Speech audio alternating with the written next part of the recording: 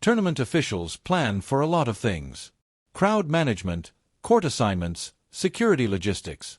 What they apparently did not plan for was a practice session causing more chaos than the actual matches. Alex Eala has not played a single competitive point at the 2026 Miami Open yet, and she is already the most talked about person in the entire building. The WTA has no idea what to do with this. Drop a comment below. Do you think the WTA is doing enough to put Alex Eala front and center, or are they still treating her popularity like a surprise they did not see coming? Tell us what you think. Let's talk about what a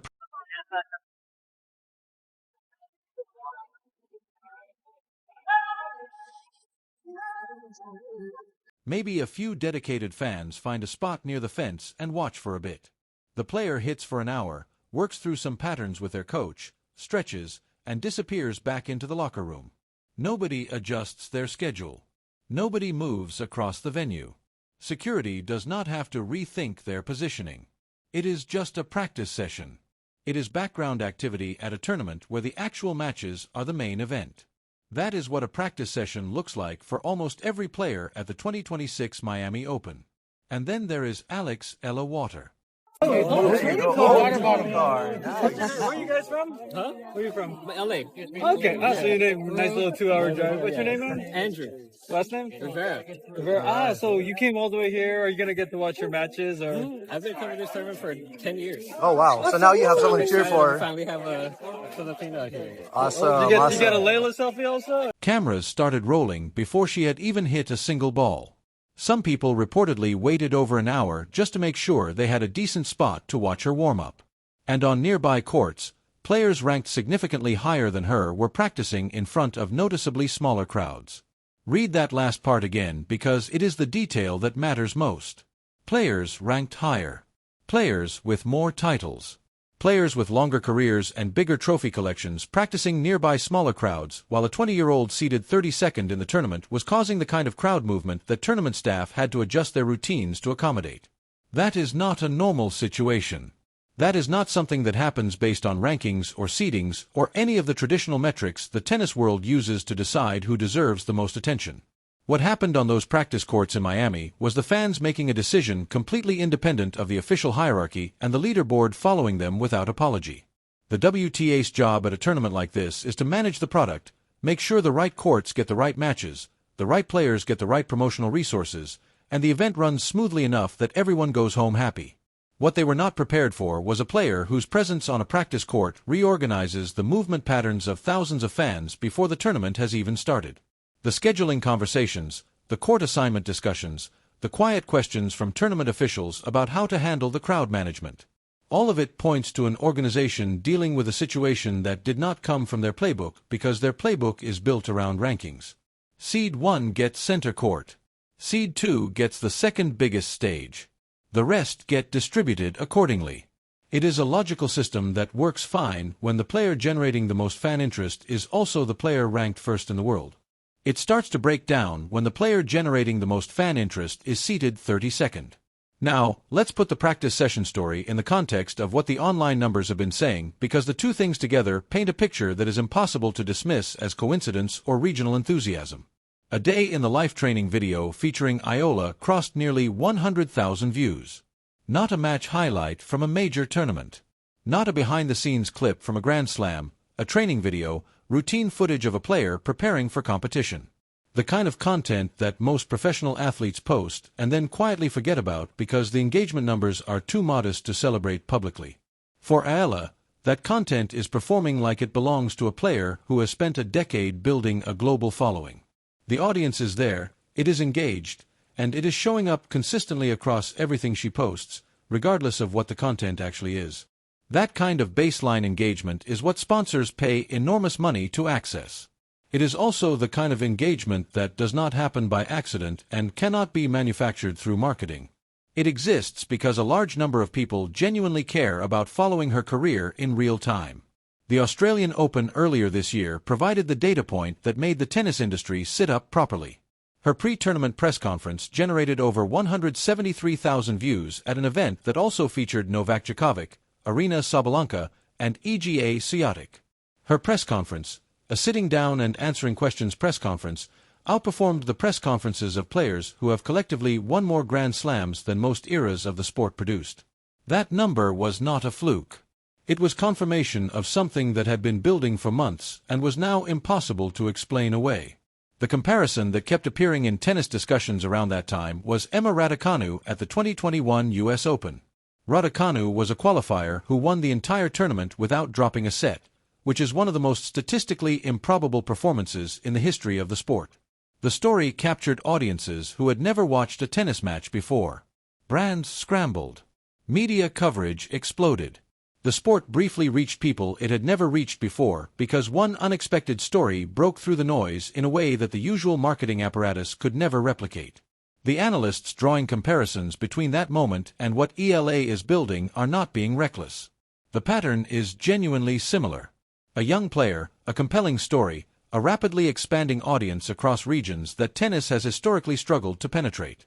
The difference is that Raducanu's moment was concentrated in 2 weeks at one tournament. Eala's rise has been sustained across multiple tournaments, multiple continents, and multiple months. It has not faded after a first loss or a difficult stretch. It has continued building. And the reason it has continued building comes back to something that rankings and trophy counts simply cannot capture. Connection. Real, genuine, emotionally invested connection between a player and an audience that feels personally represented by her presence in the sport. The Philippines has over 110 million people. It has a passionate, organized sports culture built around boxing and basketball and anything that produces national pride on a global stage. Tennis had not given that community a player to organize around at the elite level before Eala arrived. When she made her run at the 2025 Miami Open, beating Madison Keys, and Jelena Ostapenko as a wild card ranked 140th in the world. The Philippine sports community responded the way communities respond when something they have been waiting for finally happens.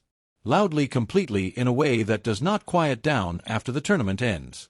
The Panoy Army, the name that has become shorthand for her organized fan base, is not a casual supporter group. These are people who stay in the stands past midnight for late match sessions that most tournament crowds have long since abandoned. They track her schedule across time zones. They travel. They fill whatever space she is in, whether that space is a practice court, a press conference room, or a stadium court that has been upgraded to accommodate the demand her presence creates. That kind of loyalty does not respond to rankings. It responds to identity. The Nike visit before Miami added another dimension to the story that the commercial side of the sport is clearly paying close attention to. EA walking through the Nike headquarters in Oregon was not a routine promotional stop. The positioning of her image in promotional spaces alongside figures who represent the highest level of the sport's history was a deliberate signal from a brand that operates with long timelines and does not make casual statements. Nike is betting on a future that includes Alex Eala as one of the faces that defines it. When the world's biggest sports brand makes that bet publicly, every other brand in the ecosystem pays attention. The saga-inspired signature collection rumors that have circulated around her Nike relationship are worth taking seriously in that context. Custom signature collections are not created for players ranked 32nd in the world. They are created for cultural icons whose identities extend beyond their sport and whose stories resonate with audiences that brands want to reach.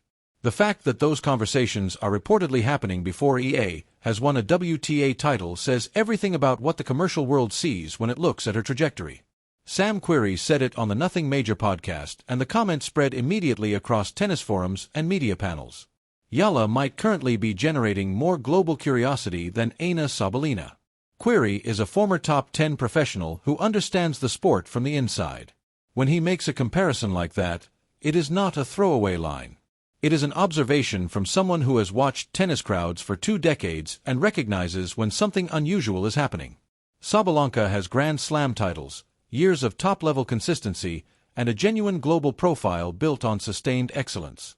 Comparing a player with Eala's current resume to that level of star power in terms of pure attention generation is a bold statement. But the conversation it started was not about trophies. It was about which players people around the world are actively searching for, talking about, and gathering to watch. And on that specific question, the evidence from Miami's practice courts, from online video views, from press conference attendance numbers, and from the crowd migrations happening across the venue points clearly in one direction. Former American pro Steve Johnson made it even simpler on the same podcast. He said, "Yes, she is the biggest draw in women's tennis right now. Not almost, not arguably, just yes." John Eisner connected it to something bigger.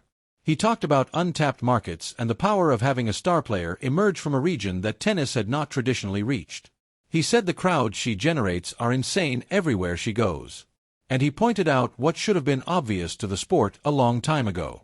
If you can produce a star player who connects with markets the size of the Philippines and broader Southeast Asia, you have not just discovered a new player, you have opened a door that does not close.